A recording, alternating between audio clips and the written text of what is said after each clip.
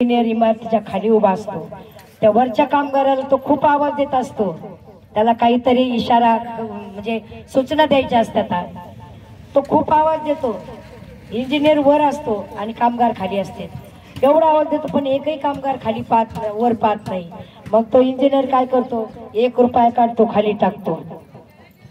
तो माल कालवणारा असतो ना, त्याला तो 1 रुपया दिसतो, तो उचलतो खिशात टाकतो। पुन्हा दुसरा रुपया टाकतो, तो पुन्हा तो रुपया उचलतो खिशात टाकतो। असं बरंच झाल्याच्या नंतर तो इंजिनियर मोठा दगड घेतो आणि खाली टाकतो। मला दगड कोणी मारला, त्यावेळेला तो कामगार वर पाहतो, का दगड कोणी मारला, त्यावेळेला तो कामगार वर पाहतो। दुःख में सुख में स्मरण सब करे, सुखात रुपया आला तो खिशात टाकला, दुःखातला दगड आला मला कोणी मारला वर पाहतो। तसं दुःखात कधी स्मरण करू नका, तुम्ही सुखात स्मरण करा, दुःख तुमच्याकडे यायचंच नाही आणि त्यावेळेला देवाला हाक मारायची गरजच लागायची नाही, तो आपोआप तुमच्या संकटाला धावून येईल। कितीतरी साधू संतांच्या संकटाला धावून गेला, आपल्या का नाही येणार। म्हणून जीवनामध्ये जास्त काही करू नका, पण परमार्थ साधना नामस्मरण संत संगती ही केल्याशिवाय कधीच राहू नका। आपलं जीवन सार्थक फक्त तेवढेच लागत आहे।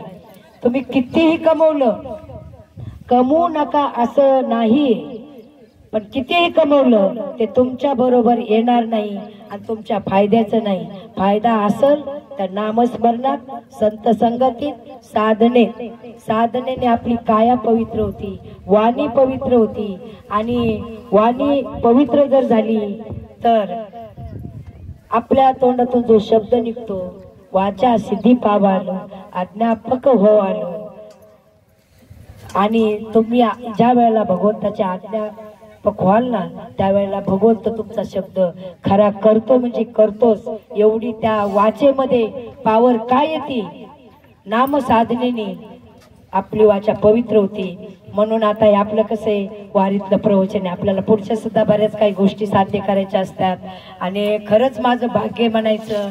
आणि आमचे परमपूज्य प्रातस्मरणीय गुरुवर्य नेवशी महाराज, तसेच आमचे ढेकळे महाराज यांच्या सहवासात आम्ही वावरतो, त्यामुळे आम्ही खरंच भाग्यवान आहोत।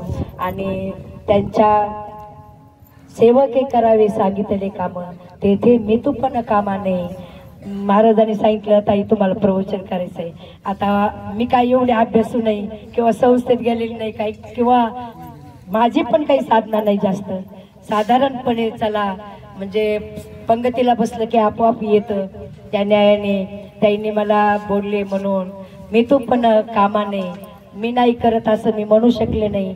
आणि माझे हे जे काय असं ते माझे गुरुवर्य वेदांताचार्य तुकाराम शास्त्री महामुनी, त्यांचा माझ्यावर कृपाशीर्वाद आहे आणि त्यांच्याच कृपाशीर्वादाने मी जे काही 4 शब्द बोलले असते ते त्यांचा कृपाशीर्वाद आहे।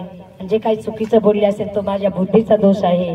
आतापर्यंत सर्वांनी तुम्ही शांतचित्ताने वेड वाकड ऐकून घेतलं, त्याबद्दल मी सर्वांचे आभार मानते आणि इथंच मी माझ्या वाणीला पूर्णविराम देते। न्यूनते पुरते अधिकते सरते, करून घ्यावे तुमते विनुतसे, बालक बोबडा बोलले का वाकुडा विचकार चाले, चोज करून माऊली रेजे जेवी या न्यायाने इथंच मी माझ्या वाणीला पूर्णविराम देते। आणि माझी ही आजची झालेले प्रवचन रूपी पुष्प सर्व साधू संतांच्या तुम्हा वारकऱ्यांच्या चरणी समर्पित करते, माझ्या वाणीला इथंच पूर्णविराम देते। पुंडलिक वरदा हरी।